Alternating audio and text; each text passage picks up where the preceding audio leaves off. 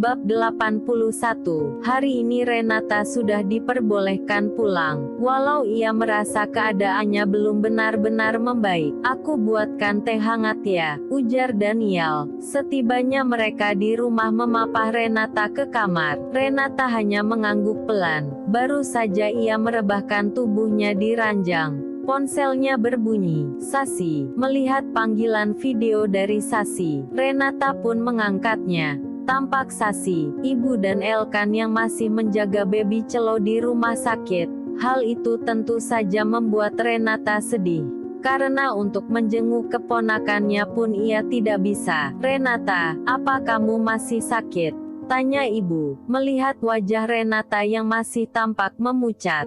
Tidak bu, sudah lebih baik, jawabnya, berusaha tersenyum. Renata pun mengalihkan pembicaraan. Tidak ingin ibu dan Sasi curiga pada kondisinya. Tidak lama kemudian mereka pun mengakhiri percakapan.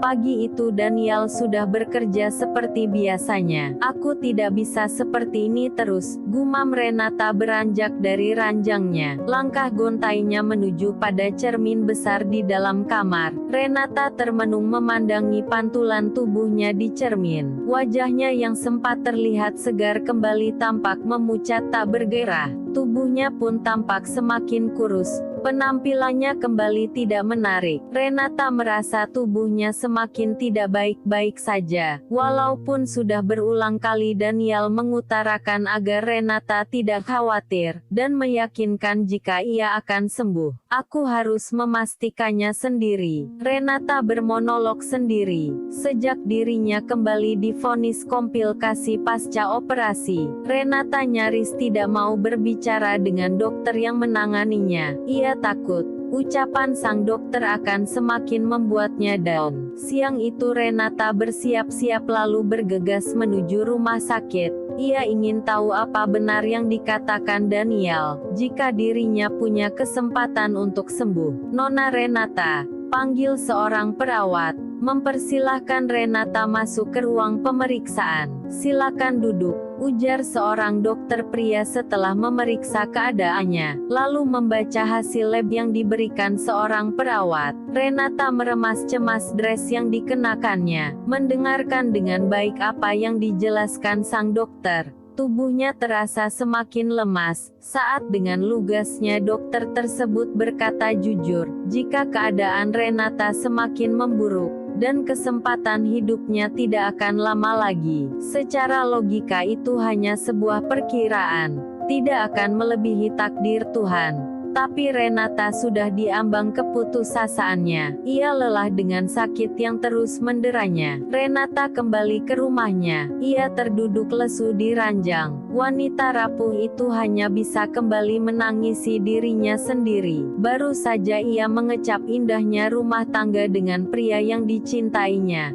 Tapi semua kembali luluh lantak. Maafkan aku mas, aku tidak bisa jadi istri yang kamu harapkan. Lirih Renata, merasa bersalah karena Daniel harus menghabiskan waktunya dengan wanita yang sakit-sakitan seperti dirinya. Sayang, suara Daniel mengagetkannya. Renata buru-buru menghapus air matanya. Sayang, terdengar langkah kaki Daniel yang mendekat, lalu membuka pintu kamar. Kamu sudah pulang mas. Renata mencium punggung tangan suaminya. Sudah, ini untukmu. Memperlihatkan kantong kresek yang berisi makanan kesukaan Renata. Terima kasih ya mas. Ya sudah kamu makan duluan saja. Aku mandi dulu. Renata hanya mengangguk pelan.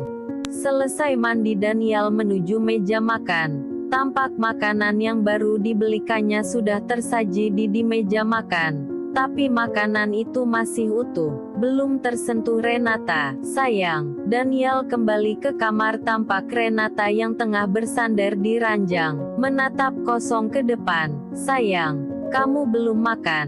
Tanyanya, duduk di tepi ranjang. Renata menggeleng. Ya sudah, kita makan ya, bujuk Daniel. Renata kembali menggeleng. Nanti kamu bisa sakit. Daniel beranjak dari duduknya, membuka laci di mana obat Renata tersimpan.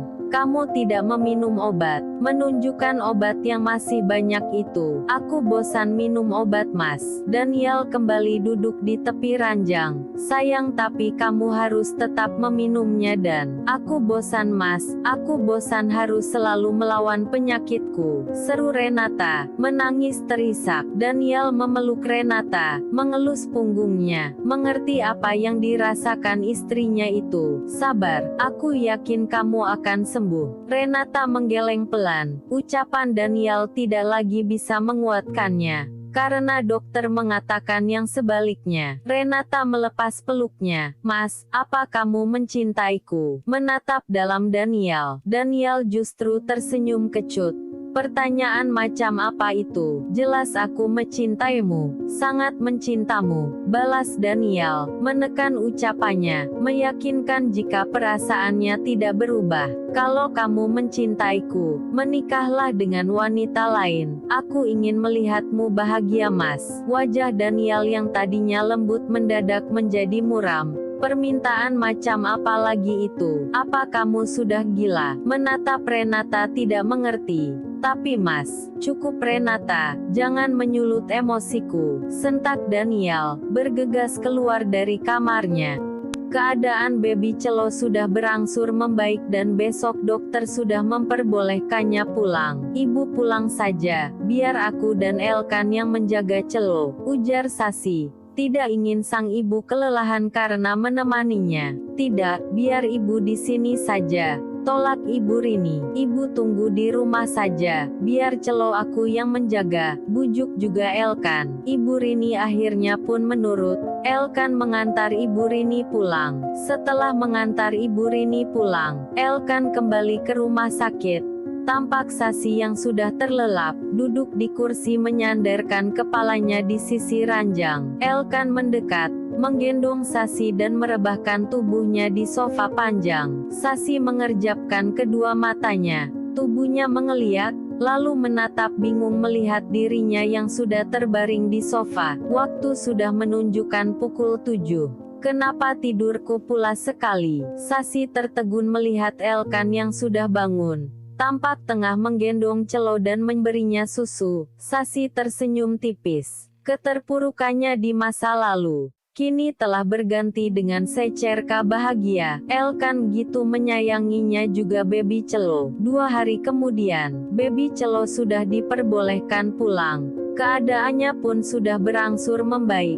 Pagi itu Sasi sudah bersiap, memandangi pantulan tubuhnya di cermin. Sayang, kamu akan pergi dengan Elkan? Tanya Ibu Rini, menghampiri Sasi di kamar. Iya mah. Sasi menghela nafas dalam, lalu menghembuskan nafasnya perlahan. Hari ini adalah hari persidangannya dengan Setia. Tentu Sasi sangat berharap semuanya akan berjalan lancar. Semoga semua lancar ya nak, ujar Ibu Rini, menatap lembut putrinya itu. Sebagai seorang ibu tentu ia menginginkan jika putrinya itu kembali merengkuh kebahagiaan setelah semua ujian yang dihadapinya. Iya mah, Sasi tersenyum sumringah. Tidak lama kemudian Elkan datang. Ia sudah berjanji akan selalu menemani Sasi melewati pores percerainya. Mereka pun berpamitan. Elkan melajukan mobil menuju pengadilan. Setibanya di sana Sasi segera menunggu ruang persidangan. Ia diminta menunggu Setia selaku pihak tergugat. Sasi pun menunggu di ruang persidangan. Berkali-kali menghela nafas dalam-dalam seraya menenangkan dirinya sendiri. Namun sudah cukup lama Sasi menunggu,